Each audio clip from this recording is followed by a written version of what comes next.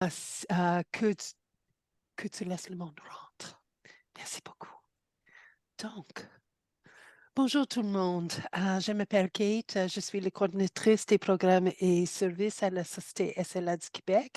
C'est mon grand plaisir d'avoir avec nous aujourd'hui M. Benoît Desgrossières.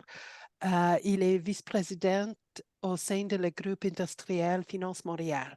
Il est, entre autres, responsable des aspects du développement des talents et des enjeux ressources humaines pour l'ensemble de l'industrie des services financiers du Québec. Ancien directeur exécutif d'un centre de carrière universitaire, diplômé EMBA et membre de l'ordre des CRHA, coach professionnel certifié ICF, menteur et conférencier. Il est un témoin privilégié des tendances RH, ressources humaines, et des changements qui opèrent sur le marché du travail et la gestion de la carrière.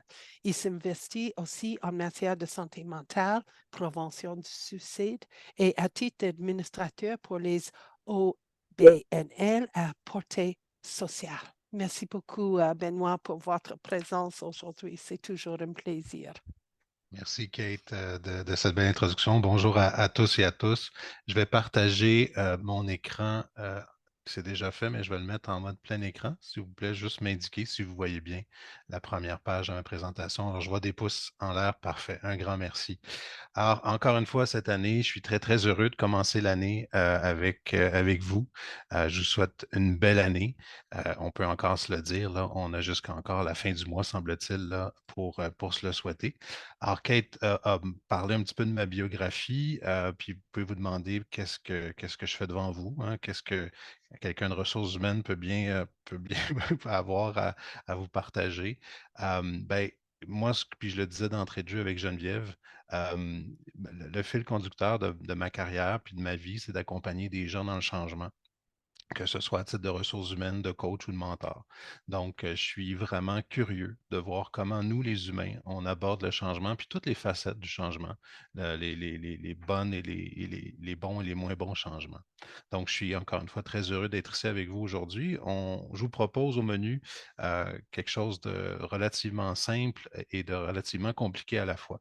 Donc, je vous propose qu'on parle aujourd'hui de la perspective ou des perspectives, je vais parler au pluriel, qu'est-ce que ça donne, qu'est-ce que ça nous apporte, les perspectives, et aussi la responsabilisation. Donc, comment réagir et quelle est notre part de responsabilité dans les surprises, parfois douces, parfois plus difficiles que la vie nous réserve. Je vais vous proposer quelques outils, une grille synthèse, et évidemment, comme Kate l'a dit d'entrée de jeu, à la fin, je serai plus que heureux de répondre à vos questions s'il y a des questions. En cours de route, n'hésitez pas, s'il y a un problème technique là, à m'en aviser. Je vous vois pas beaucoup sur mon deuxième écran, je vois surtout la présentation. Alors, perspective. Je vais commencer par une définition, hein. Alors, je suis allé chercher dans le Robert, hein. Le Robert, ça, pour ceux peut-être qui l'ont oublié, c'est l'ancêtre de Google. Donc, je suis allé fouiller dans mon dictionnaire pour voir, ben, qu'est-ce qu'il nous dit le dictionnaire sur le mot perspective. Ben, évidemment, il nous dit que c'est une façon de considérer quelque chose. C'est un aspect sous lequel une chose se présente. Mais c'est encore plus intéressant au niveau des synonymes. En fait, c'est un point de vue, un angle, une projection, une idée. L'image est encore plus parlante à la droite. Vous avez deux petits cartoons qui nous présentent, qui imagent très bien en fait la perspective. En haut, les deux personnages qui voient la même chose. Un voit un 6, l'autre voit un 9. Évidemment, les deux ont raison. Donc, ça image très, très bien la dualité et parfois la complexité de la perspective. Comme on dit, encore une fois, qu'une image vaut mille mots, l'expression pour moi qui est la plus parlante du concept autour de la perspective, c'est l'arbre qui cache la forêt. Bien souvent, on a le nez. On a le nez devant un arbre, puis on ne voit pas la forêt, on ne voit pas la richesse de complexité derrière l'obstacle ou derrière l'événement ou derrière la chose qui est devant nous. Donc, cette image, pour moi, représente très, très bien la notion de perspective, puis c'est un peu cette image-là que je nous invite à avoir en tête tout au long de la présentation. Le deuxième concept, après la perspective, c'est la responsabilisation. Encore une fois, notre ami, le dictionnaire Robert, nous dit, puis là, il n'est pas très aidant. Là. Textuellement, la responsabilisation, c'est le fait de responsabiliser quelqu'un, de le rendre responsable. Moi, je trouve que ça fait beaucoup de fois le mot responsable dans une définition. Encore une fois, le synonyme est peut-être plus parlant. Quand on parle de responsabilisation, on parle d'autonomiser, donc de rendre autonome. On parle de rendre imputable. On parle d'une obligation et parfois d'une faute. Hein. C'est ta responsabilité, c'est ta faute. C'est pas vraiment dans ce sens-là que j'entends faire la présentation. La responsabilisation, l'image que j'aimerais qu'on en garde, c'est le fait de prendre en charge une partie de ce que l'on vit. Puis on va voir de différentes façons qu'on peut le faire. Je crois qu'il y a quelqu'un qui veut être admis dans la conférence. Encore une fois, j'aime bien cette image qui nous vient de la Deuxième Guerre mondiale, hein, de prendre en charge. Donc, une version simplifiée de la responsabilisation, c'est peut-être ce qu'on appelle en anglais si bien l'empowerment. Hein, il y a le mot power, de reprendre le pouvoir. La responsabilisation, c'est vraiment une façon qu'on a, nous, les humains, le potentiel qu'on a de prendre du pouvoir dans des situations, quelle que soit la situation. Donc, des fois, c'est des situations concrètes. Je peux prendre le pouvoir, je ne sais pas moi, dans mon organisation, je prends le pouvoir dans une situation par rapport à une chicane que j'ai avec mon voisin ou par rapport à d'autres facettes, des fois un peu plus subtiles, un peu plus difficiles à conceptualiser. Si on revient à la notion de perspective, là, je vais commencer très, très haut ou très dans l'infini petit ou l'infiniment grand. Mais je pense que c'est important de commencer à la base.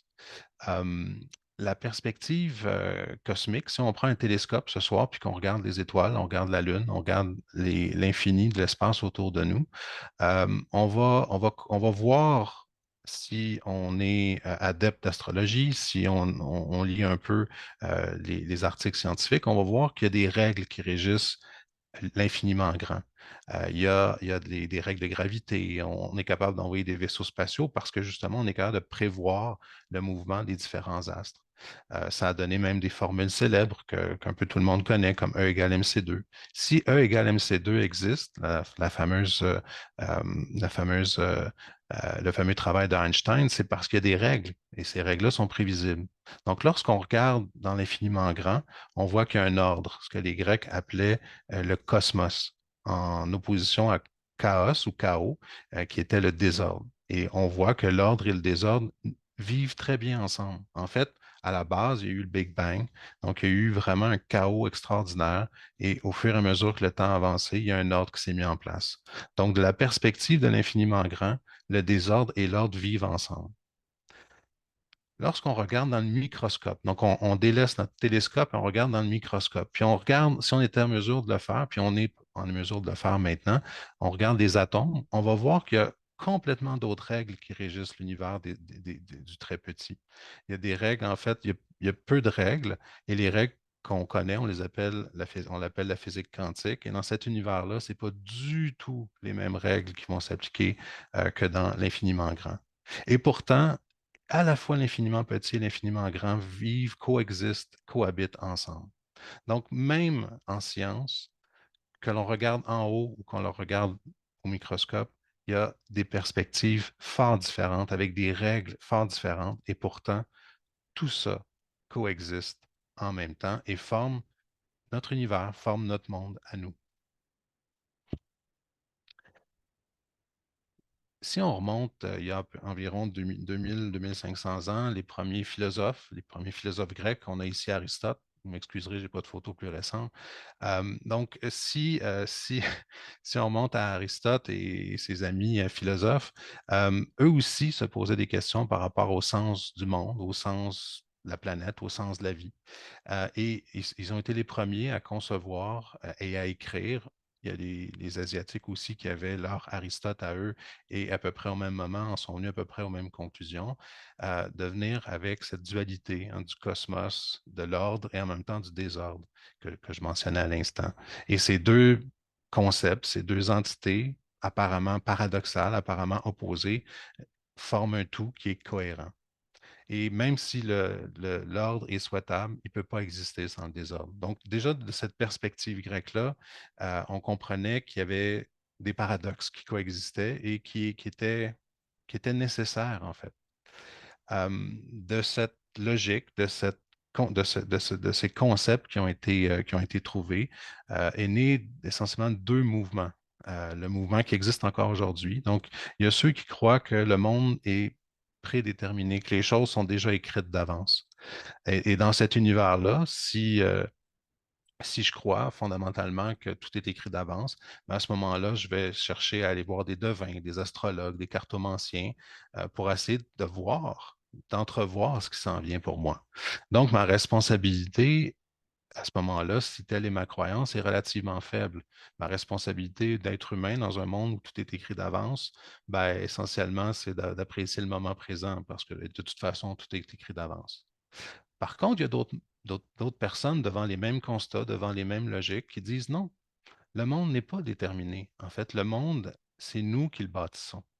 Et donc, dans cette approche-là, si on le projette avec des croyances religieuses, ben à ce moment-là, il faut influencer les dieux, il faut influencer, peu importe votre croyance, à travers des offrandes, des cérémonies, pour mettre les dieux de notre côté, parce que tout n'est pas écrit d'avance. Donc, j'ai une part de responsabilité. Donc, dès le départ, dans notre univers social, dans notre univers scientifique, il y a plus de 2000 ans, on avait déjà ces deux concepts qui ont été déposés par nos ancêtres et qui sont le déterminisme. Donc, est-ce que les choses sont déterminées ou non? Et on va voir que ça va influencer beaucoup, jusqu'à aujourd'hui, la façon dont on conçoit la vie et tout ce qui constitue la vie. Là, je fais un grand pas en avant jusqu'au Moyen Âge. Vous avez à droite Spinoza et à gauche Jean-Paul Sartre. Donc, on a avancé presque 2000 ans dans l'histoire. Et encore une fois, on a toujours ces deux visions-là qui s'affrontent. Donc, à droite, Spinoza nous dit, vous savez, l'humain est un peu comme une roche. C'est-à-dire qu'il dit, imaginez une roche qu'on prendrait dans notre main puis qu'on lancerait.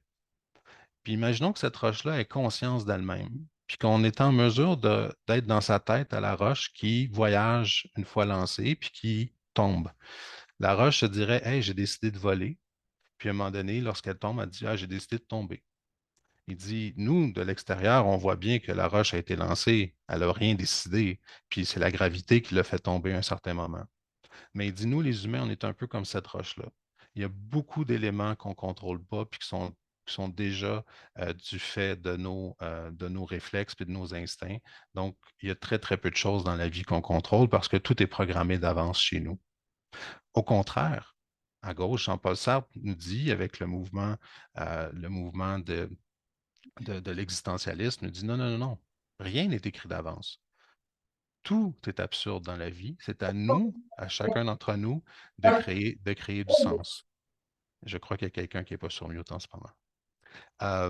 Donc, Jean-Paul Sartre nous dit non, non, c'est notre responsabilité de générer du sens. La vie n'est pas écrite d'avance. Il n'y a rien qui contrôle rien. C'est à nous, chacun individuellement, de générer du sens dans l'histoire qu'on se fait de notre propre vie. Donc, dans le cas à gauche de Spinoza, la responsabilisation individuelle est peu présente. Par contre, dans le mouvement existentialiste de Sartre, Camus et les autres, la responsabilité est presque totale. Donc, encore là, des milliers d'années plus tard, on est encore à contempler le niveau, selon la perspective, le niveau de responsabilisation qu'on peut avoir. Encore plus près de nous, il y a peut-être 50 à 70 ans, il y a eu des psychologues qui ont beaucoup travaillé sur toute la notion de sens et de résilience.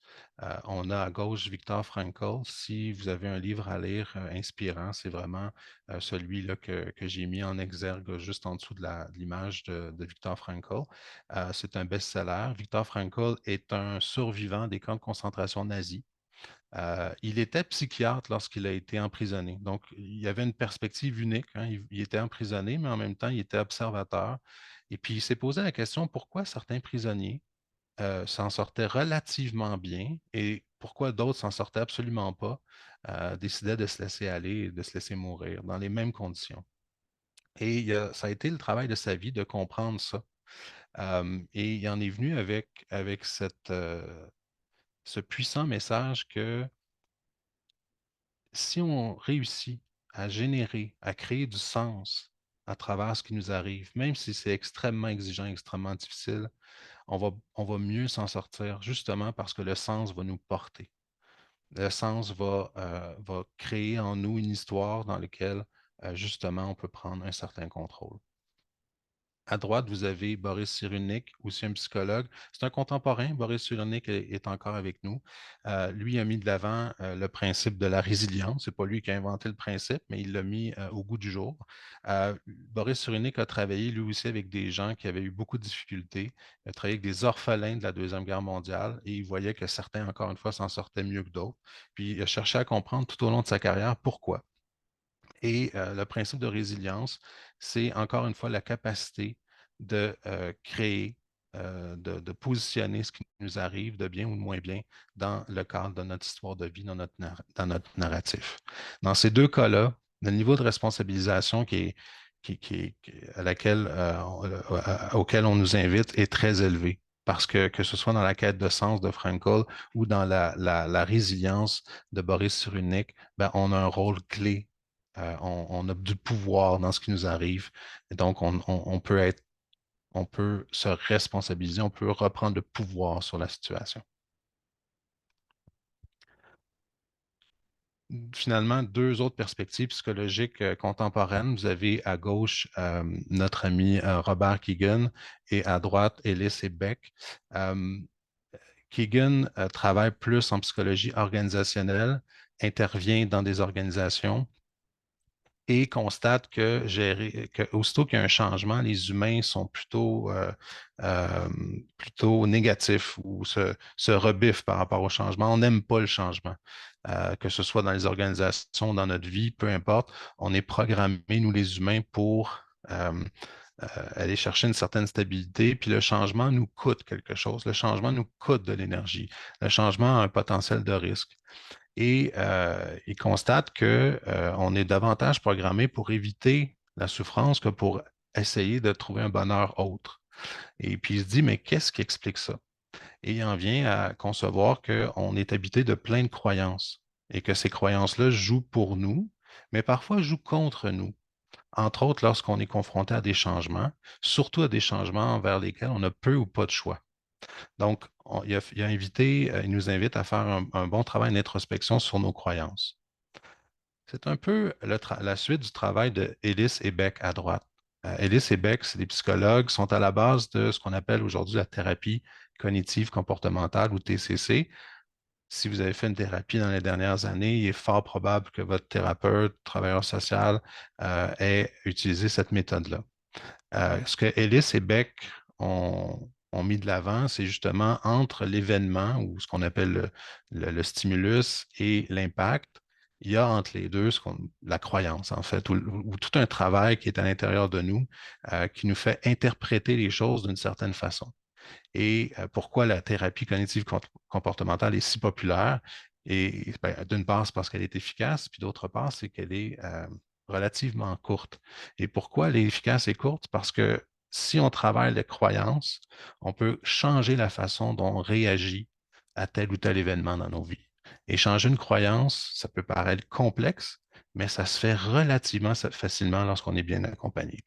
Donc, encore une fois, à la fois Keegan et à la fois Ellis et Beck nous invitent à se responsabiliser de plus en plus. Donc, plus on avance dans le temps, plus on avance vers une responsabilisation, vers une capacité, un coffre à outils. L'humanité se donne un coffre à outils pour se responsabiliser de plus en plus.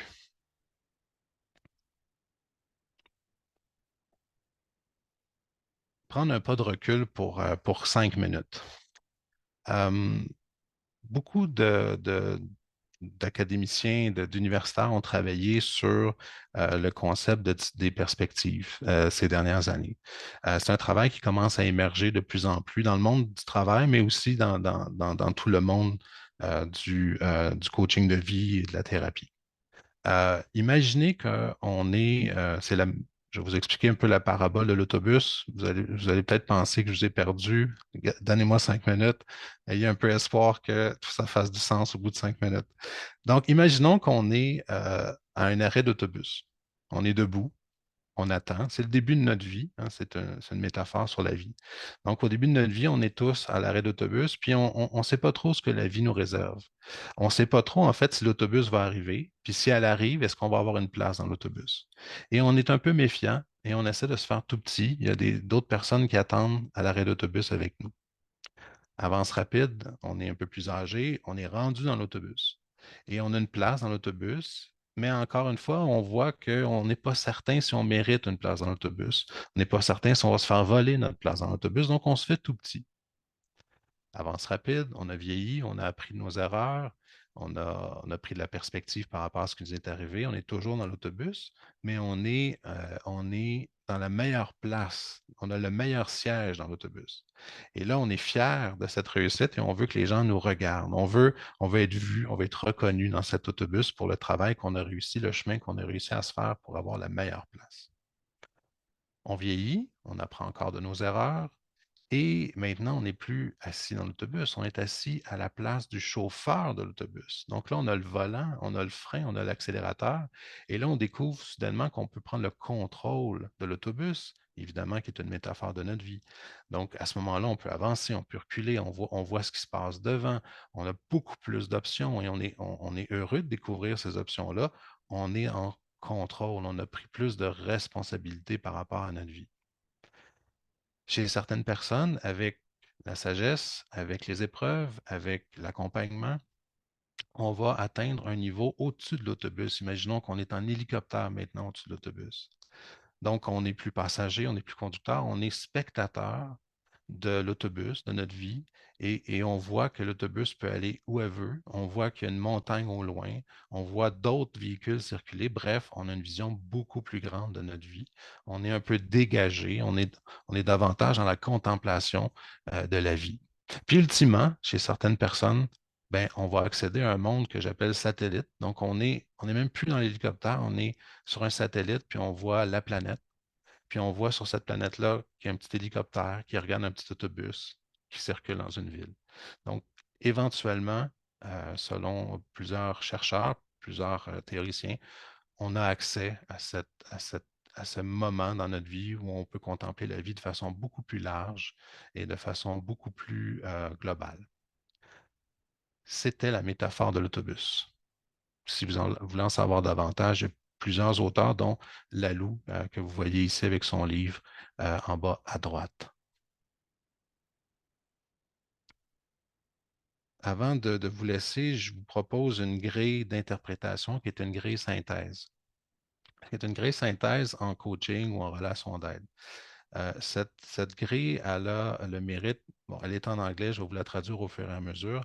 Elle a le mérite justement de synthétiser plusieurs approches en accompagnement des humains, puis un peu à nous positionner sur les différentes perspectives, puis le niveau de responsabilisation de chacune de ces perspectives-là.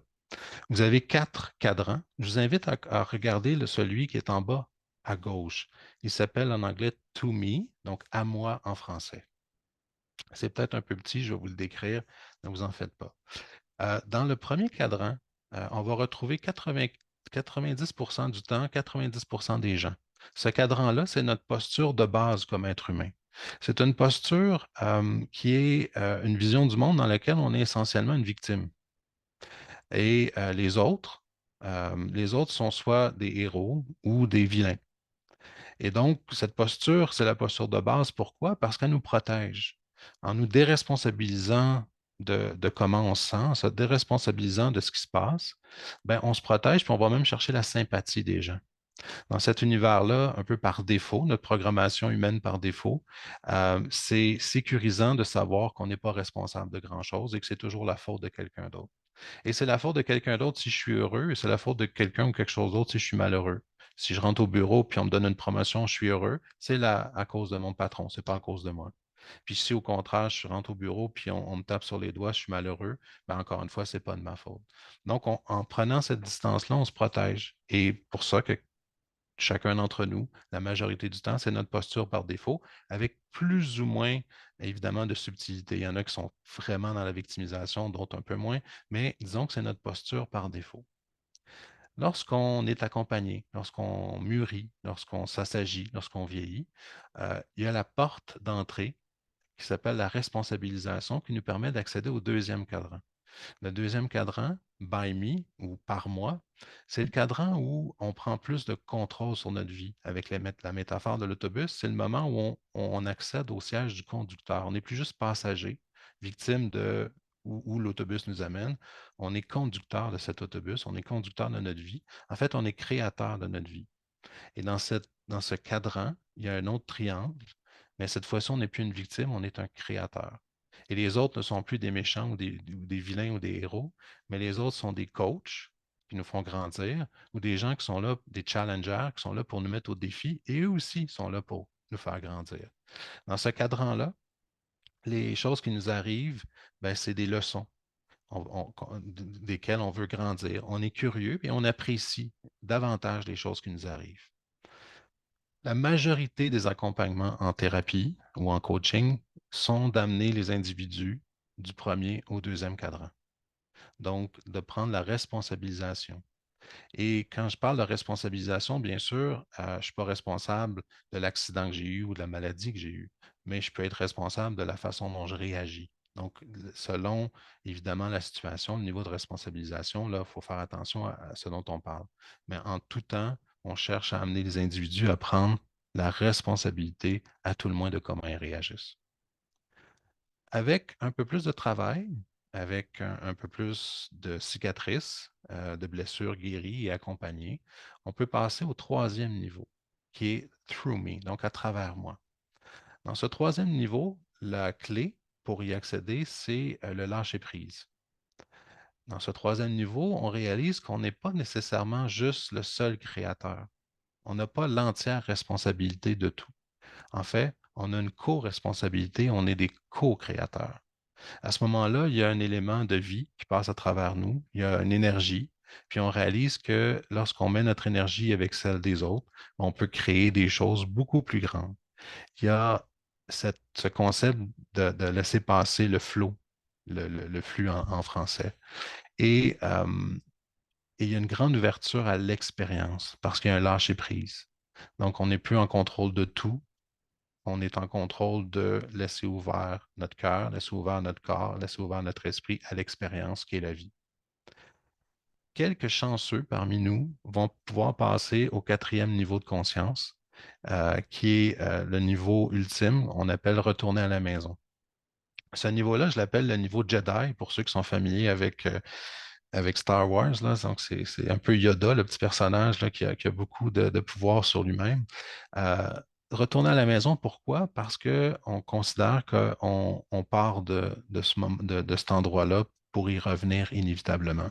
Cet endroit-là, c'est un endroit où on est observateur de la vie. On n'est pas à la recherche de réponses. On contemple ce qui se passe.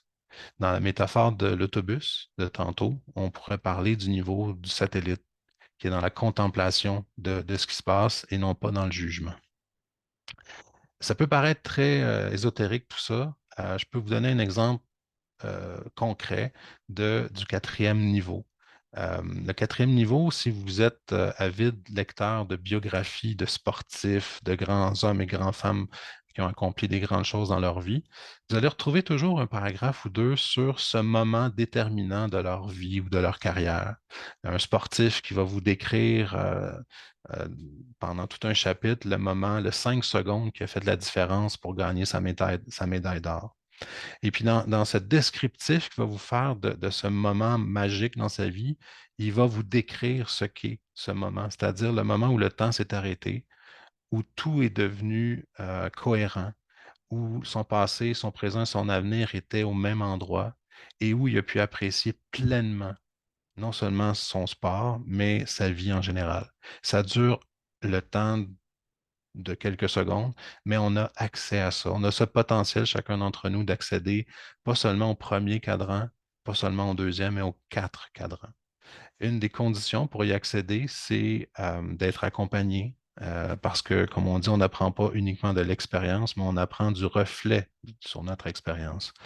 Donc, de manger des coups sur la gueule, c'est une chose, mais de prendre un pas de recul pour comprendre qu'est-ce que j'ai appris quand j'ai mangé mon coup sur la gueule, ça fait grandir et ça nous fait apprendre beaucoup sur nous et sur la vie en général.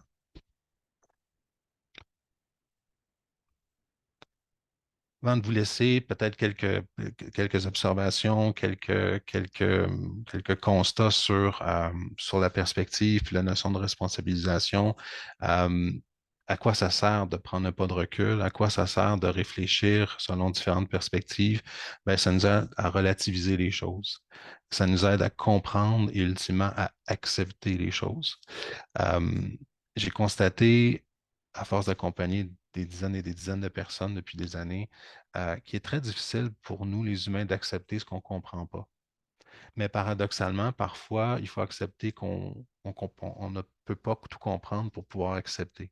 Donc, il y a encore une fois cette notion de circulaire de accepter, comprendre pour accepter, mais parfois accepter pour comprendre.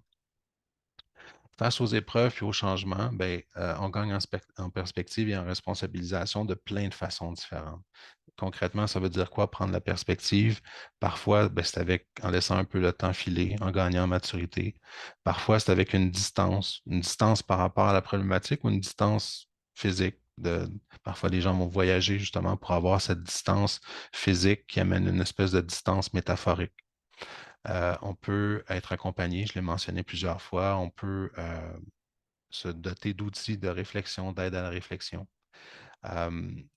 On peut utiliser notre capacité extraordinaire et unique d'imaginaire, de pensée abstraite, de tout l'univers artistique pour créer, pour incarner un peu nos réflexions, incarner nos vies à travers les arts, peu importe l'art que vous pouvez pratiquer. Notre aptitude, notre besoin de générer du sens pour cadrer les événements de notre vie, c'est une façon pour nous, puis on l'a vu avec différents auteurs puis différentes approches. Euh, on a un imaginaire, puis on cherche du sens. Et tout ça, s'inscrit dans la mécanique qu'on a, la possibilité qu'on a de générer du sens avec des choses parfois qui, a priori, ne font aucun sens. On a une grande capacité d'adaptation, il ne faut pas l'oublier. Même si on n'aime pas le changement, on est très bon, nous les humains, pour s'adapter au changement au final. On a cette capacité-là dans nous et on a une propension, on a un appétit, on a un appel à la spiritualité. Puis la spiritualité, je l'entends dans le sens où on cherche à comprendre l'infini, on cherche à comprendre la complexité extrême de notre univers et on a un appel à embrasser cette complexité-là. Donc, la spiritualité, c'est un peu une réponse qu'on a, qu'on cherche à travers justement comment on embrasse cette complexité.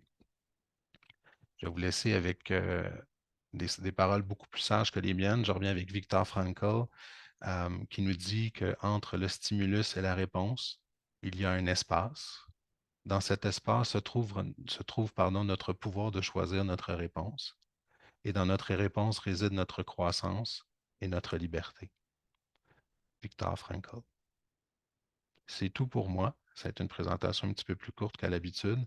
Je voulais vous laisser un peu plus de temps pour l'échange, les questions et les commentaires. Donc, je vais terminer l'arrêt. Je vais mettre fin au partage d'écran. Merci beaucoup, Benoît. Vraiment inspirante. Pour moi, c'est vraiment, ça ouvre la possibilité que avec ce temps, que toutes les choses que je trouve peut-être dures, difficiles à accomplir ou à faire, c'est possible avec un changement de perspective, choses comme ça. Je vais laisser le monde partager si, comme vous voulez. Vous pouvez utiliser le chat ou lève la main et ça va être un plaisir de vous écouter. Normalement, je vois maintenant. C'est un plaisir de te voir. Peux-tu partager quelque chose? Non, c'est bien, c'est bien. Est-ce que tu veux Est-ce que que j'arrête l'enregistrement? Excuse-moi, Kate. Est-ce que tu veux que oui, j'arrête juste le... ça va être parfait d'arrêter l'enregistrement Parfait, ça maintenant. va Merci peut-être beaucoup. faciliter. Merci, Merci. Kate. bonne